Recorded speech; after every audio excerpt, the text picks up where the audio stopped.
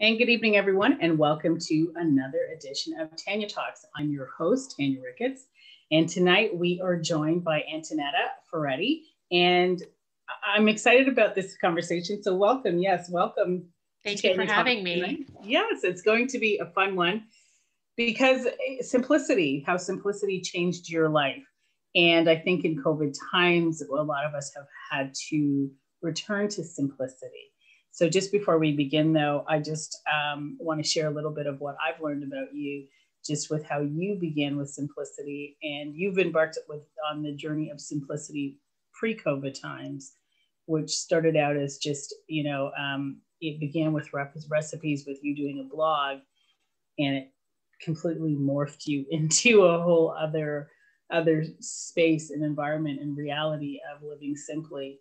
And to the point that it's led you to being in a place of nutrition, studying to be a holistic nutrition. So congratulations to that. Thank you. Right. So share with us your story, your journey, and how simplicity changed your life. All right. Well, first of all, thank you for having me, Tanya. I'm happy to be here. So basically, I became a mother in 2016, and Simply Pure, Simply Fresh began in 2017 as just a blog where I would sort of just have a keepsake of recipes that I would make for my family. And, as a new mom, the focus is you want to create healthy choices for your child to give them the best nutrition possible to have, a healthy development. And as our family grew and we eventually moved into our home, I was struggling. I was having a hard time keeping up, being a new mom of two, and just I felt our actions were being mindless. So our day-to-day actions were just, there was no thought into what we were doing. And it all started with garbage, believe it or not. And I felt we threw out and we wasted so much, as if we were 3.5. My daughter was 2.5 and my son was just born. So we were a very young family. Why were we making all this garbage? So I decided to embark on a low waste challenge. Actually, it was on national television, and I embarked on a low waste challenge. And for 30 days, I reduced waste in my home, and it honestly changed my whole perspective on how I was not really focused in the present, and how I needed to become more mindful of my actions, of how I act every day and how we interact as a family, and how I was a role model to my children. And that connected to a whole other plethora of other things that just sort of, I embarked on. It reconnected me to understand our role with nature, with our planet, understanding all these wonderful things just birthed itself. Yes. And and then the food was a huge part, because I was a food blogger, and then my whole perspective on food really changed. And, I really understood the value of how food can nourish us in a way that doesn't need to be complicated. And that is where, me to pursue my education in holistic nutrition, embarking on more plant-based meals, and just really reducing, and becoming more simple-minded, I guess, in a way. And that it all started with garbage. Like, that's where it began. And this was it just you were living with a lot of garbage in your house, or you know what it was, like throwing away a lot of food? We're throwing food out. We couldn't close the bin, the garbage bin, every 2 weeks. It was like, why are we making so much garbage? And I thought, we don't have the smallest bin, but we don't need a bigger bin. Like, I didn't feel like we needed to upgrade.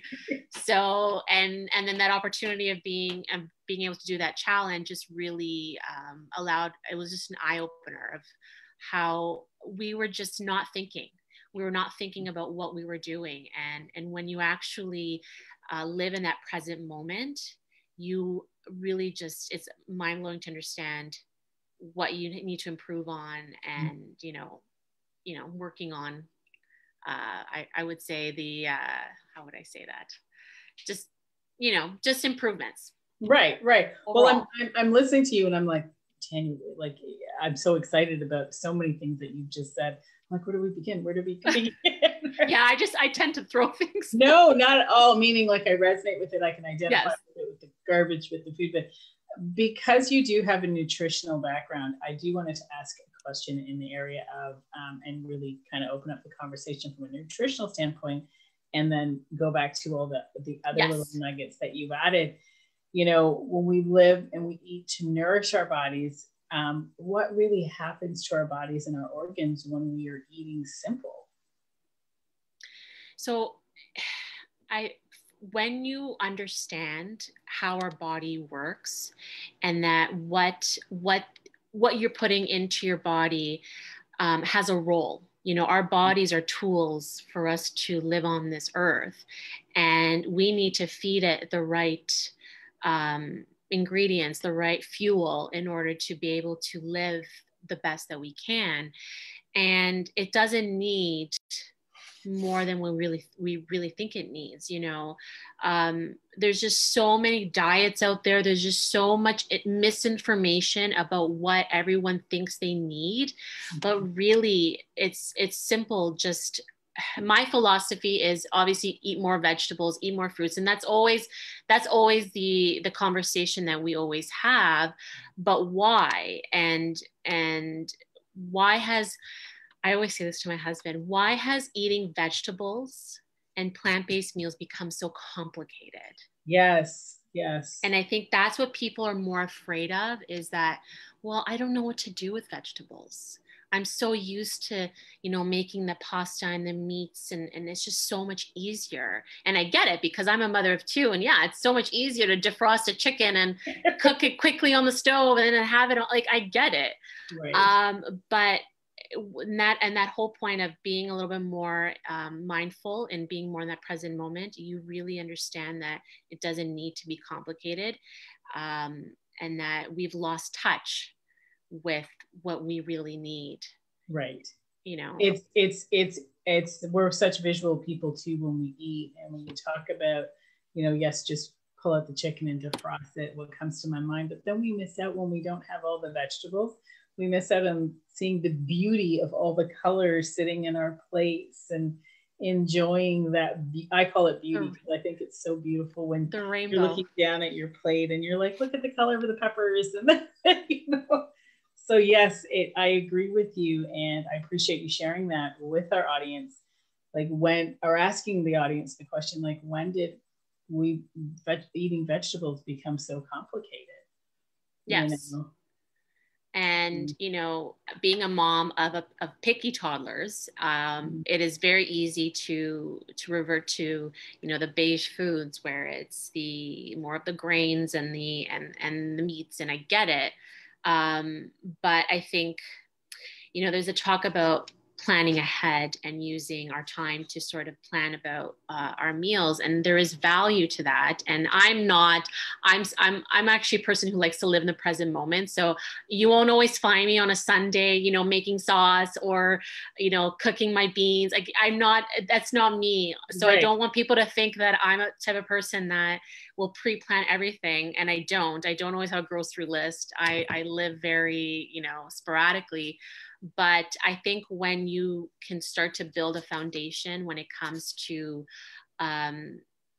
understanding the value of eating more plant-based meals, and having an understanding of how you can provide protein in different ways of getting those nutrients that don't involve, things that we would revert to easily, then you can start to build, a variety of meals into your. For sure. Yeah. I learned there are a few things that you said that just because food's so touching to me, like it's so close to me. I remember as a new mom, I desired so much to feed my kids healthy. Yes. But you're right. I like the way that you're framing it with the beige foods, and it helps us identify very quickly. And I was falling in that pattern, and I was chicken nuggets and hot dogs, but I didn't feel right about it. And I remember a girlfriend looking at me saying, North American kids will never starve. Give them what you want to give them. And I was like, okay. And I said, but they're going to cry. You know, in the beginning, they're going to be fussy. And we tend to say our kids are picky eaters and this and that. She says, no, you're the picky one. And I was like, oh, what do you mean? So she challenged me, like, your 30-day challenge. And I decided that I was going to, you know, if just only make available fresh fruits and vegetables. And it was the best thing. She triggered me. I was love-hate in the moment. No, it's true. And actually that reminds me of myself growing up. And a lot of times when I make decisions now, I think about when my own childhood, because, you know, my mother never made something separate for anyone. She fed the family what she cooked. And if you didn't like it, you had to figure out what you were eating with what she provided. You know, she was very good. You know, we loved, we're Italian and we love sausages. We make sausages. That's one of our things. And she would make beans. So she would like it was greens and beans. And then if you ate that, you got your sausage. Like that was her mentality, you know, I'm going to entice you, but you got to eat these. And I hated beans, and I hated it with a passion, and I found a way, like at the end, I still eat them. You know, I love them now, but I ate them as a kid. And, you know, there's always controversy. Well, you shouldn't force a kid to eat something they don't want. And it's not about forcing them. It's that this is what we eat.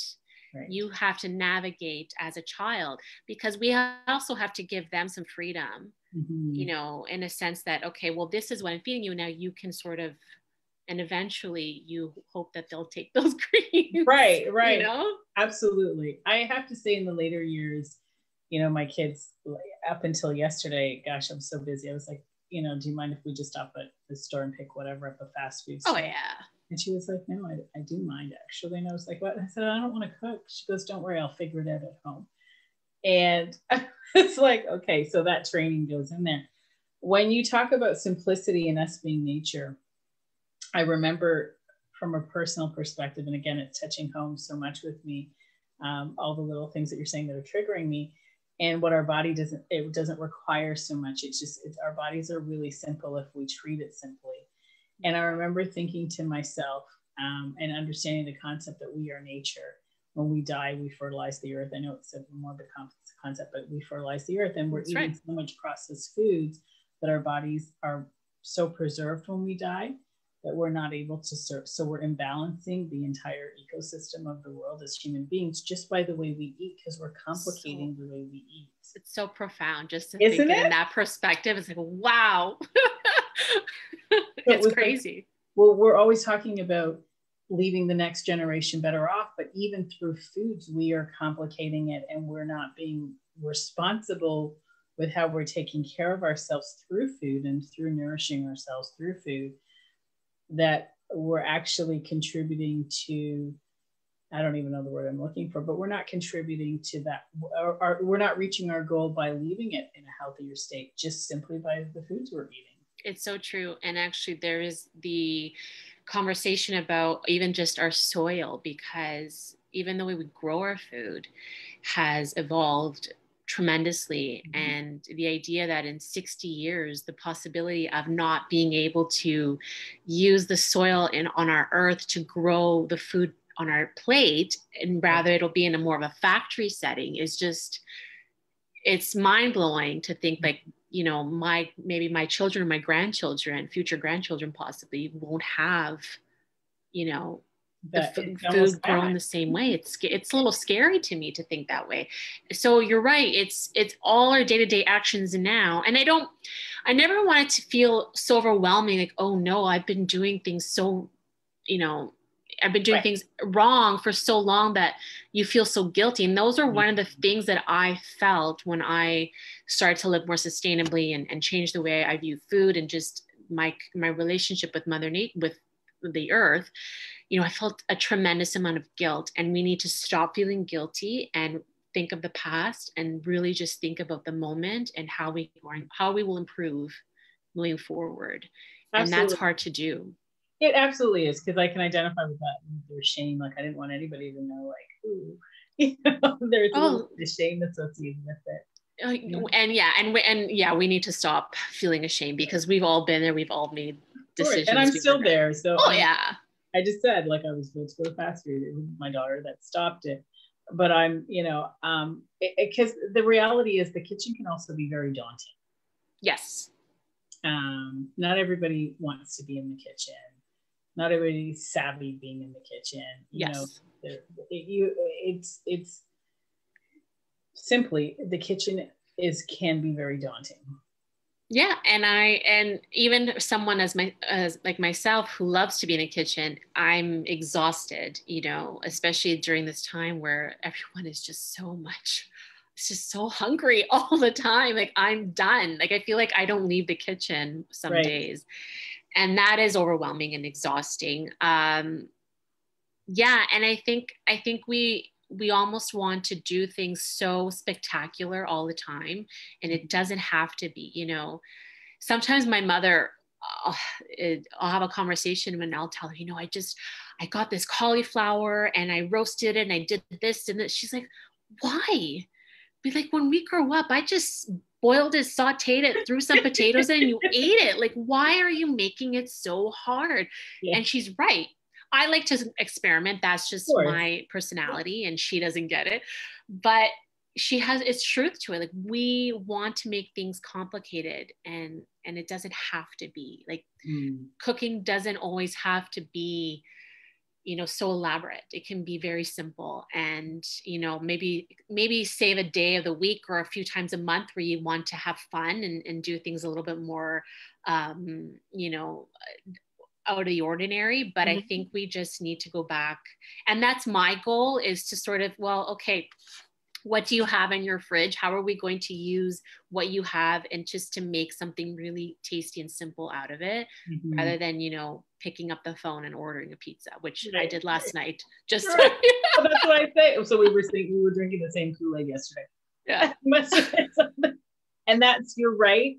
Like, just backing up a little bit when you said, like, it's not about, I'm paraphrasing, but it's not about being perfect, and it's not about showing up in this. It's just about what you talk about, being more present, more mindful, more aware, and, not complicating it, just really learning, because it is a learned thought process, behavior, feeling. It's just learning how to simplify the way we eat. Talk to me a little bit about the garbage, and when you were going through that garbage process, when you took that challenge and said, okay, I'm going to do that. Like, walk me through that. Share your story of that experience, please. I'd love to. Yes. So I had someone come to my home and sort of do a waste audit. And that was a little bit shameful on my part, because I thought, I never thought of it being such a huge, a dilemma, a problem. I've been doing this my whole life. And a lot of people feel that way. Like, one of the first things I got rid of were paper towels. And to this day, people look at me and say, how do you live without paper towels? Okay, I'm shocked. I didn't know that about you. So in this moment, can you just, let's because I'm sure the audience wants to hear it back too. You actually right now in this moment do not have paper towels. No, let me tell you, I was laughing when paper towels were selling out during COVID. How? Like, you know what? I use dishcloths, and the funny thing is when you take them out of the kitchen. First of all, it was actually funny because I would always reach for that roll of paper towel, and there was nothing on the counter to grab. And I have a drawer full of dishcloths that I would only use to dry, my dishes after I've washed them. But I've learned to use them for everything. Like, I've got my not so nice ones for dirty spills. There's some stained ones that I use for things that, will stain, but I don't miss them. We use cloth napkins for dinner, and I got some cute ones for the kids, so they love to use those. And we just, I commend you. I applaud you. Oh my gosh. Like, I think one of the issues was, what about laundry? Like, there's more things to wash. Well, I'm already washing some to begin with. Like, it wasn't adding more to what I was already doing. I'm already doing 100 loads of laundry. Another load. Wow. You learned something, guys, right? Yeah. We can live without paper towels. Yes. And I didn't really think about it. Like it's paper, but it's bleached paper. Like there was just so many environmental aspects when you really think about what a roll of paper towel represents, Right. that you think, okay, it's unnecessary. Right. And that's part of the concept of simplicity, is that we have become so, we want everything to be so convenient for us, and convenience has a price. And that's something that we really need to think about and reflect, that, you know, when you pay for something to make life easier, you know, what is the bigger price that you're paying based on ourselves, our family, our future, and for the environment. So there's all these other things I think about when I introduce something into my home. So that's another big picture when it comes to reducing. I gotta say that I am going to really look at this paper towel thing. That's gonna be a challenge for me in my house. I'm not sure that in the immediate that I will get rid of my paper towels, but I'm going to see how long I can leave them there. Yeah, and I think part of it is you don't want to do everything all at once. We start with something small. I think the first thing I got rid of was that green and yellow sponge. Okay. So like you start with something that is so simple, and then you kind of, once you feel good about that change, you can then, you know, move on to the next step. But that whole challenge was, we have to have a whole segment. Oh yeah. Like oh, definitely. Like there's just so much. And that's part of what I do with my social media page, is I try to provide some swaps or some things that I've introduced in my own home and share with everyone else. Yes. Because yeah, there's just so much. Well, I'm in awe. I have to tell you, I wish I could put you in my body to feel how in awe I am right now. So share that. So continue on. Like, so you now get an audit done on your home. You're now getting rid of your paper towels. Yeah, and you know, feeling all the guilt and all the emotional reaction to what I felt I was doing okay. And in fact, I felt I was doing so much wrong in the world. And once I got rid of that, once I realized you can't change the past, and you start to reflect on, well, how do I want to move forward? What does this mean for my family? What does this mean with my relationship with my spouse? Because it's not just about me, it's about everyone else in my household, right, that has to sort of be on the same page, because and the kids are easy, because if they're growing in it, they're easy. It's really actually the spouse. Yeah. And he's still a work in progress. And he won't, he won't be ashamed if I admit that. Yeah, no. My husband would say the same thing. I remember when we were going through the nutritional stuff in our household, my husband's like, I will support you in giving the kids all the healthy stuff and all the weird stuff that he called it, you know, the weird stuff. Yeah. He goes, but just don't include me in it. And that's like, fair. Fair enough. You know what? He goes, if you want to go plant-based, and we're not plant-based, by the way, but I had dabbled in raw and plant-based and all the rest of that. Right. And he's like, I will, you know, support you with the kids, but I need my meat. Yeah. Yeah, and that's funny that you say that, because my husband struggles with making anything plant-based, and he, again, like yours, he'll support it, and he's very willing to he's open to doing it, but he won't do it himself. Right. And you know, sometimes if he goes grocery shopping and he'll come home and I think, why did you buy this? Or, you know, don't you know we're not using this anymore? And it's because he's not thinking in that same mindset as me. And I have to always reflect on, okay, well, he's not thinking it in that perspective, and I need to respect that. But yeah, when he's cooking, it's a meat and potatoes dinner, definitely. So we are not 100% plant-based, and I would never admit that I am, because that's not who we are. And I don't, and I think that's important too. And you don't have to be vegan. You don't have to be, you know, plant-based in order to care about the environment or to want to do better. And I think that's one of the misconceptions as well when it comes to, you know, food and the relationship with the environment. But yeah, when it comes to sorry, I lost my train of thought there. No, that's okay. I want to mention this just for a quick second when you said, I like the way that, you said, you don't have to be vegan, you don't have to be this. And I think what was important, what I had discovered in my own journey, this entire food journey, I have seen everybody under the sun, homeopathy and naturopaths and Chinese herbalists. And I remember I ended up resigning to, there's many different ways to heal yourself, many different roads. You choose the one that your body resonates with and that works for you, and stick with it and leave them all away. And trying out different things, I ended up being into the Chinese, gravitated towards Chinese herbalistic medicine. And in that modality, you're supposed to eat steamed food, nothing raw. Right. However, my body only responds to raw food. Like I crave salads, like how somebody craves for sugar. Right. I crave salads. Like, oh no, I crave chocolate. I wish I craved salads. And I love it. So it contradicted. However, I blended, I just went to what my body felt. And I was like, I can still do the Chinese herbal medicine while doing my raw. And I think what the bigger thing for me, I realized was that as human beings, we just have to find out what resonates with us as individuals. Like my one daughter, she likes bitter greens, like to the average kid. My other daughter, she can't. So she understands what resonates. I'm not a fruit person. I'll eat fruit, but just understanding that. And it makes it simple. Once you understand what your body requires, and again, we can go into a whole deeper spiritual aspect of it as to why your body, why it needs that to heal whatever it is. I think that there's simplicity in that when you understand what your body requires nourishment wise, where food is concerned.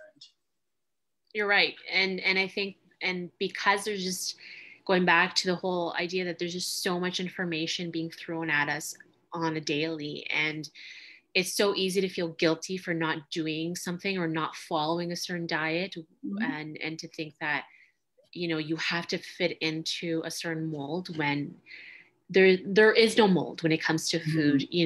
We are so blessed where we are, that we have access to so much that we can choose the diet that works for us.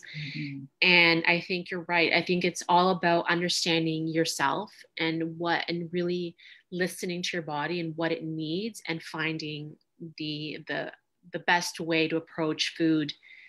Sorry, the healthiest way to approach food that works for you. And in your own household, it doesn't work the same for everybody.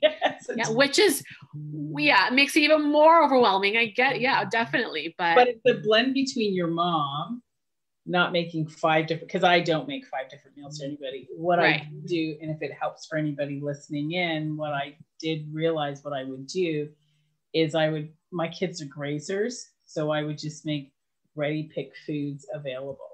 Yes. So it was like, okay, well, there is an emotional aspect in my house to eating. Oh yeah. I can snack all day. So don't So it was like, all of a sudden I discovered. So what I do to this very day is I'll put fruit out in the morning and on a paper towel. It's all good. I can get you a nice cotton Swedish cloth that'll absorb all the. We'll talk. We will. So I'll leave fruit on this thing, and everybody, by the end of the day, it's all gone because everybody's just grazing on the blueberries or this or whatever is in season. Yes. They're just grazing on it. So, when I discovered that, I was like, okay, including vegetables like celery sticks and carrots, I just leave it there. Yeah. And by the end of the day, it's all gone because everybody's picked it. Yeah, it's so true. And that was actually when I, because part of the low waste challenge was I had to stop using the grocery, the plastic bags. When you go to the produce bags. Yeah, which, COVID destroyed that, because then I had to go back to using them. So I was using the cloth bags, and you only have so many. Yes. I'm not going to have, 50 at my disposal, because it's also a cost thing to it too. Yes. So I was very, I was very intentional with what I would buy for that shopping trip. And then that would require for me to really understand what my family eats. I always talk about wishful buying, where you wish your spouse would eat more fruit or your kids would eat more of these greens, and then they don't, and then you don't cook it, and then it ends up being thrown out. Like, it's this whole cycle. And I think it's really just really going down to understanding what is it that you will actually, use compared to what you think you will use. And that takes a lot of effort and self-reflection. So I like that you said that, the wishful buying, where I love that. It resonates with me where, we go in thinking that we want them to eat it. Yeah. But we know they're not going to. I know. So continue to walk me through this process of simplifying. Like, when did it really start to transform and really when did life get lighter for you, where all of a sudden you're doing this challenge, you're getting rid of paper towels, you're in the process of it, you're in the work of it, of simplifying. When did it start to change, where mentally, emotionally, everything just started to become different? You started to transform internally, spiritually even. Yes. So I'd say the surface area, like, for example, reducing waste, all that happened about just over a year ago. And then I would say in the thick of COVID. So I would say probably by late summer, the fall. I don't actually want to put like a time period to it, but I would say in the thick of COVID, where, I'm at home and, I'm alone with my thoughts, even with my children. So I had a lot of time for reflection, and, I started reading some literature that really resonated with me. And I love to garden. So gardening was just such a therapeutic experience for me. And I've always gardened with my family, but to actually have my own garden in my home is a whole different experience. So being able to be in charge of growing food that would feed my family is just an amazing experience. And I think going through that last year and just really understanding what I want my purpose to be in my life. And that was a lot of thought went into that. And when you start to kind of take away, the noise that we have in our society, when it comes to, I don't want to say keeping up with the Joneses, but there's that whole idea that someone is doing something better than you and you need to improve yourself in some way, whether it's even being a kinder person or like a better chef or a better, it doesn't necessarily have to be a bigger home or a nicer car, but even just being a better human being. When you start to take that away and you really think about, well, what do I have to give on this earth that I can do that it's not going to, stress me out or overwhelm my family? And what example do I want to provide for my kids? Because at the end of the day, as a parent, you're always reflecting on what you do for your children. And it came down to me that, I want to leave this earth knowing that I did something positive. And I don't want to be leaving this earth based on, the things that don't matter. And I really understood that I need to, how do I say this? And this is hard for me to put. That's sometimes, okay. Feelings are sometimes hard to put into words. Absolutely. They're really, yes. Absolutely. And I'm with you. I can feel you though. Like I can feel your energy and your passion, and I'm sure the audience can too, where at the end of the day, you just want to contribute to the simplicity of it. And what I'm understanding is you just want to contribute to the goodness of the world. Yes. And to the love of the world and to the peace and to the harmony. And what that looks like for me to be able to achieve that is really, as you talked about, the noise, the clutter, the garbage, to get all of that out in order for me to connect and be present and because everything that you've said in this conversation, and I think it's so key, is the intention, being intentional with how you're maneuvering, being mindful And I think I applaud you so much. I can feel it in my own heart, in your heart. So I applaud you for the work, because it does, I feel it takes a lot of discipline, a lot of courage, a lot of work, especially in the society that we live in. It's counter, like you're going against the grain of the direction that everybody else is going. And it's almost like you're going out on your own. Yes. And yes, saying, exactly. So that's how I feel it. So I'll let you take over from there. Yes, you're right. And I think that was also a difficult thing for me to realize, because not everyone was understanding the path that I was going on. Like my husband is very, like very happy-go-lucky. Like whatever I say, he'll say, yeah, go for it. Like he will never hold me back, right. Which I'm very grateful for, because not everybody has that type of relationship. But even just society and just people around me saying that, kind of the doubters that I was holding on to for whatever reason. And once I let that go and, really listen to my own thoughts and really listen to what made me happy, what made me smile. And it was actually just reconnecting with nature, and just reconnecting with the relationship that we have with our planet. Because one of the books that was profound for me that I read last year, and I don't read a lot being a mother of two small children, was Braiding Sweetgrass. That was a huge epiphany for me. And the author, Robin, she connects Indigenous teachings with Western knowledge and understanding. And it was just, when you think of yourself in a relationship with Mother Earth, and when you think of it's not a one-way street, it's a reciprocal bond, a sacred bond.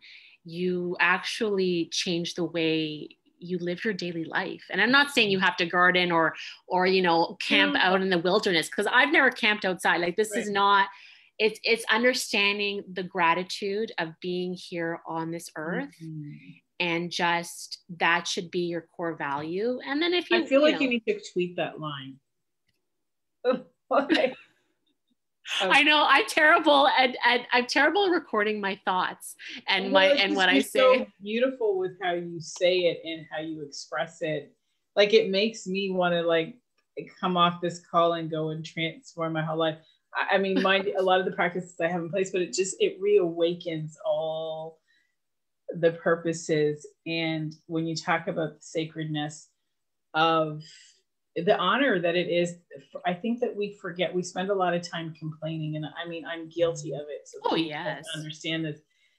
But I like moments like this where I have people like you share with the audience, share with us, to remind us that, we were chosen out of all the little sperms, I call it. Yeah. Yes. And we were chosen. It's such an honor to be here on earth. It's so true. It's so true. And I think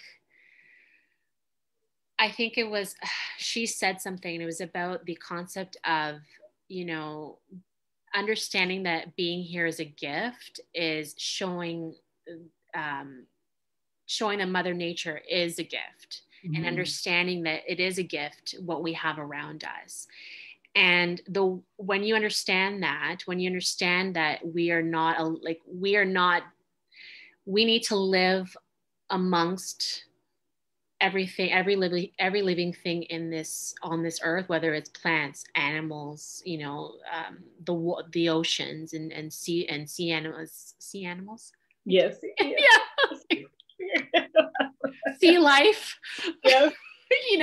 We are all living together, and and that's an important thing to remember, because it is so easy to just put the blinders on and just focus on you.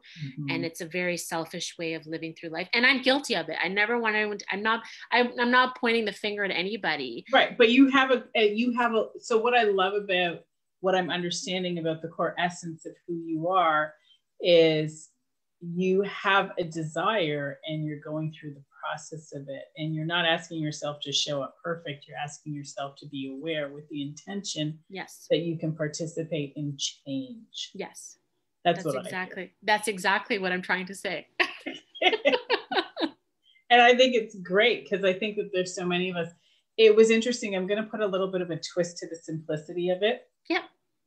Because, you know, we talk like this and then we wonder why there's bad things in the world or evil in the world. That's and right. We talk about Mother Nature. And I always say to people, like, we have to embrace the balance of both. You know, there's day, there's night, there's storms, there's rainbows, there's clouds, there's blue skies. Like, there are all these different things, and they make up part of the ecosystem, the level of consciousness, the thoughts, the vibrations, everything. It makes up part of the entire living organism. That's right. What happens is what we choose. Do we choose to live from the place of this energetic feeling, or do we choose to live from this energetic feeling? So when we're in this space where we've chosen to honor it from this space, I always say to people, because we actually don't know if the person doing what we consider judgmentally as evil, if they're actually contributing to the good of Mother Nature too, to create the balance. That's right. It's a crazy concept, but we have to realize it balances. You're right. It's so true.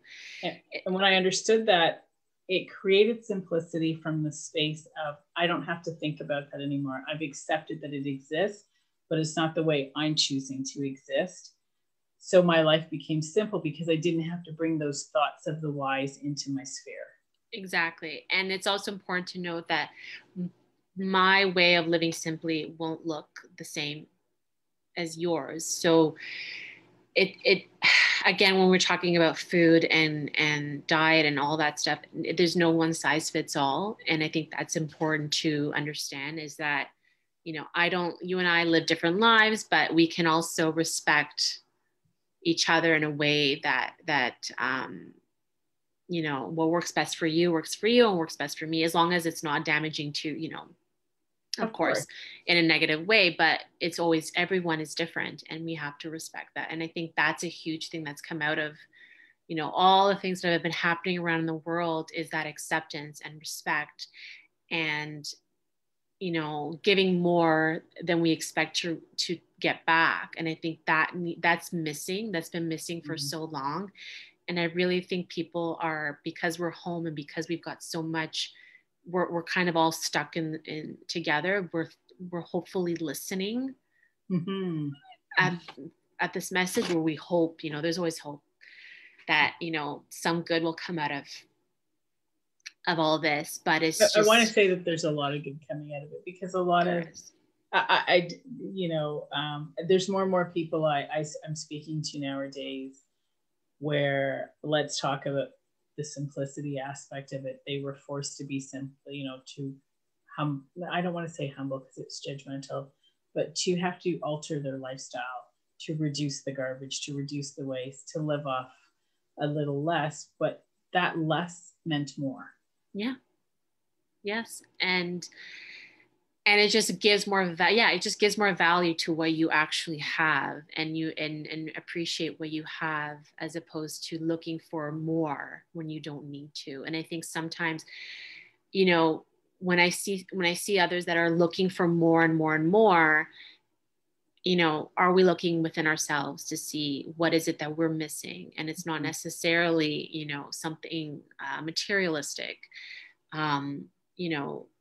And I think sometimes we get caught up in the materialistic aspect of life, which I do too. I love to shop. Like, I'm not, like, you know, as much as I've simplified, like, I still have my, you know, the things I love to do. I just view it in a different way. And I put value in things differently than I would have a few years ago. And that just changes the way we live our life. Like, and I see it in my kids too, you know?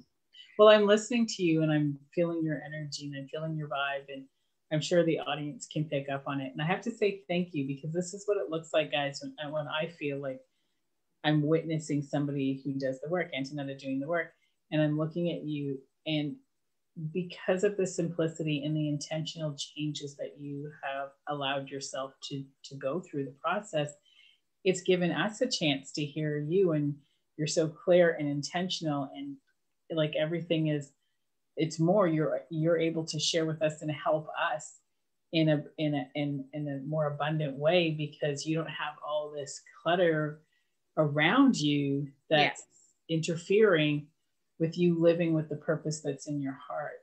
Yes. You've created space for this through the simplicity of, so I thank you. I honor you. Like, thank you. And I think I'd mentioned to you earlier that when you free up the space around you, it's very liberating. It's just, yes. You realize, and I think part of that when I've come to realization, and I came to realization of who I truly was, I became more aware of my potential, and I built more confidence, and I was more, I didn't doubt myself as much as I used to, because I was always second guessing everything I did because I didn't feel like it was enough.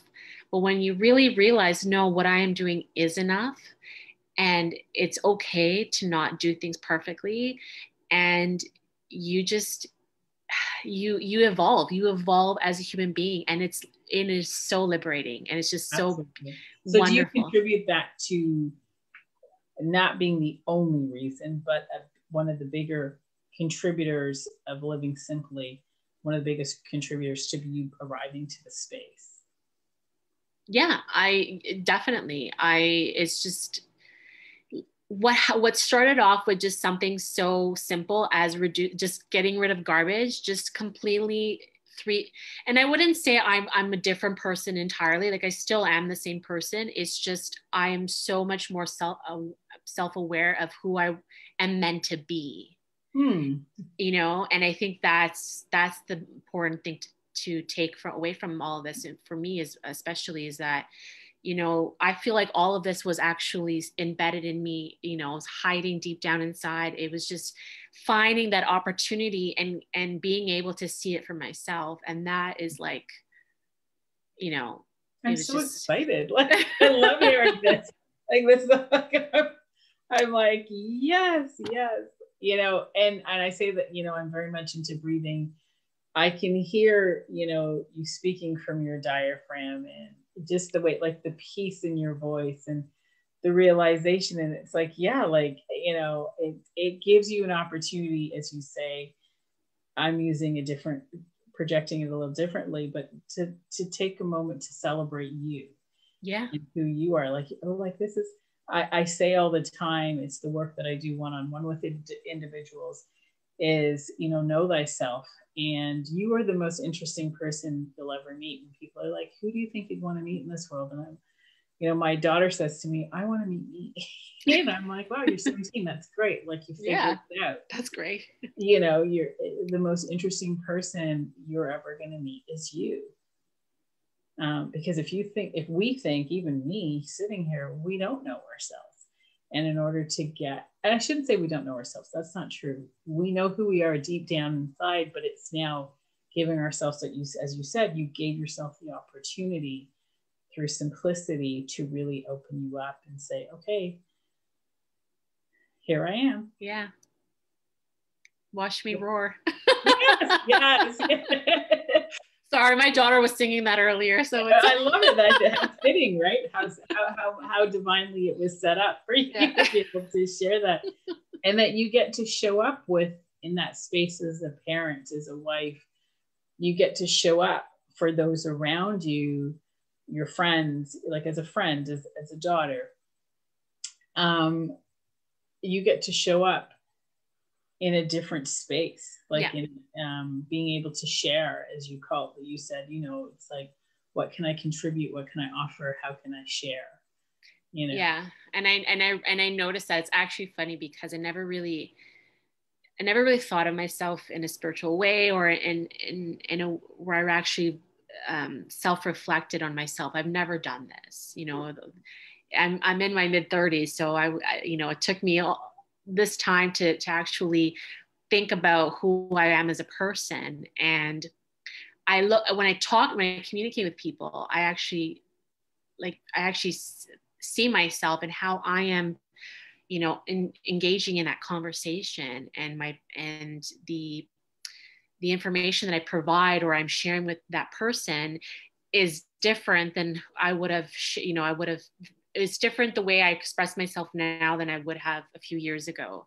Mm-hmm. And not necessarily that I was more negative, but it's just, I'm a lot more enlightened. I know that's, on a philosophical perspective, I just, I really feel a lot more enlightened, and it's just, I don't even know how to explain it. And talking to a friend who, really got me into yoga, and I found my passion back into yoga, and we talk about it. And it's just, she's like, you know yourself, like you are so spiritually aware of yourself. And I never thought about it in that way.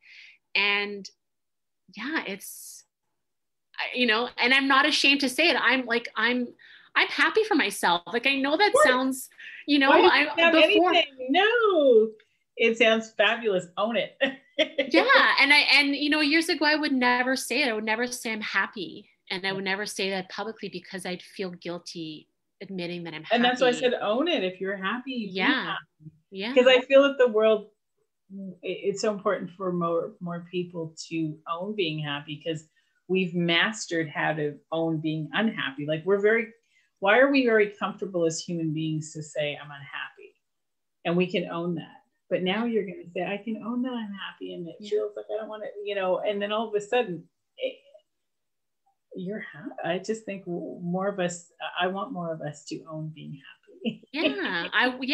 Exactly. And I feel like if I can share that, and maybe, enlighten someone else to do the same. I don't know. I have no idea, but that's how I feel. Right. So what are some tips? We've got a few minutes left of the show. And if you had to give, based on your experience, just some like little nuggets of how people can change their own life, just some simplicity tips in any area, whether it's nutritionally or all of it, nutritionally, spiritually, behaviorally, environmentally, physically, what does that look like? Like some tips. Well, to be honest, it takes a lot of self-reflection to really think about what you want, and how you want to go about in this world. And when you start to think about what are your values, and that's where sort of I've thought about the way I eat is based on the values that I, took on throughout my life. And everything. So once you realize how you want to live your life, everything sort of, I know, at least for me, things started to fall into place. Mm-hmm. Find what your passions are and what makes you happy. And I think once you can find those things that, really ignite that smile, then you kind of figure out, well, how does that fit into the rest of my life? Like, how can I revolve my life into what makes me happy? Sometimes especially as a mom, we put everybody first, and we think of ourselves last. But I think about what makes me happy, and how can my family, gain from my happiness. Mm-hmm. And that's sort of how I've changed the way I eat, the way I view our presence on this earth, and the environmental aspect, everything, just based on I guess, if that makes any sense. Yes. Comes down to know thyself. I know, and that's hard to do. And to know yourself, it takes a lot of reflection, and it takes, sometimes you have to get to a certain low to figure out, okay, how do I go up from here? And I think I'd reached a mental point of feeling like I can't go lower than this. I need to go higher. And how do I do that? And that took a few years, actually, for me to really feel that ignite. And I like the way you said the mental low, because a lot of times we don't have to reach physical lows in our environments, financially or anything like that. Sometimes it's just something in our system, just it's at a low. Yeah. And again, everything around us looks perfect, but something's not right on the inside. Yes. And if that means having to speak, getting help or speaking to someone else, or, having a conversation, an awkward conversation, whatever it is, to find what it is that will, find your purpose, that will, I think, will just make everything else a lot easier, to simplify. Right. Yeah. So quickly, just share with us your children and how do they, and I mean, they're just born into it. And I can say with my kids, I can't say that they recognized it till later on, but how do you see their behaviors are in terms of the simplicity of that they live? Again, they're born into it. This is all they know. Do they identify with any of it? Or it's just... Yeah, it's a lot of conversations. My son is obviously, he's 18 months, so he's a lot younger, and just sort of, whatever his sister does. But my daughter is 4, and she's very aware and very, she's very observant individual. And I purposely engage in conversations with her to really, we reflect on a lot of things, and she'll ask me a lot of questions, and I'm like, well, why do you think that way? And I think she's starting to, I like to give her perspectives on different sides. I don't think my own perspective is the only thing that she should be aware of. So I like to give her different point of views. And, obviously she models what I do, and does a lot of things based on what I do. But I think just having that open communication with her, and she doesn't fear having that conversation, or that being able to communicate with me or her grandparents or my husband, whoever it is, she has no fear in that sense. And I think that will help her hopefully, make sound decisions as she gets older. Yeah. I love it. And then your son being so young, he has no idea what's going on. It's just, oh no. He just likes to pull out my pots and pans and, make them. Yeah. Well, it's interesting. I'd love to fast forward it and see your children go to somebody's house and I'm harping on the paper towels because I'm very moved. Oh, I have a story about that. Okay. So during this whole journey of the paper towels, we were at my mother's house, and she had a whiteboard. She was coloring with a marker, and she needed a cloth to wipe her board. Yeah. And normally you would just grab a paper towel and wipe it down. She goes into my mother's bathroom and picks her fancy hand towels that I don't know how she got her hands on. And all I heard my mother was screaming, "No, what are you doing? What are you teaching your daughter?" is what, comes out of my mother's mouth. Yeah. I'm like, well, she said, Nonna, she says to her, I need a cloth. Right. She has no concept of grabbing a paper towel. Like, it's just, I love it. And I was so happy that she did. I know, it's a bittersweet, like, sorry, Mom. But yeah, proud parent moment, right? Yes. Same time, it's like, so good for you.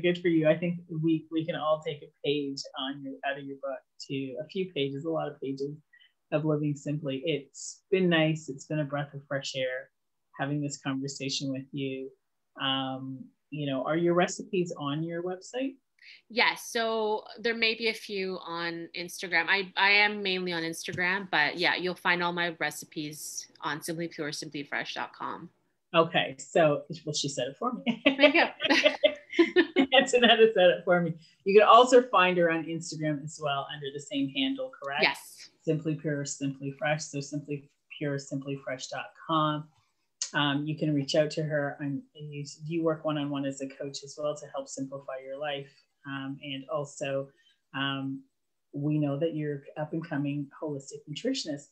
So you definitely want to follow Antonietta on her Instagram and on her website, so that you guys can work with her once she completes. So yes, I think that the world will benefit from working with you. Oh, thank you. Learning how to become simple. So thank you for joining us this evening. Thank you guys out there for joining us and tuning in and listening. Thank you for having me. Yes, it was fun. It was nice. It was a breath of fresh air. And I'm Tanya Ricketts, your host for Tanya Talks. I also work one-on-one with thetanyaexperience.com. I would love to work with you one-on-one to raise your life to the next level. So visit thetanyaexperience.com. Have a good evening, everyone, and good night. Thank you, Antonetta. Bye-bye. Thank you. Bye.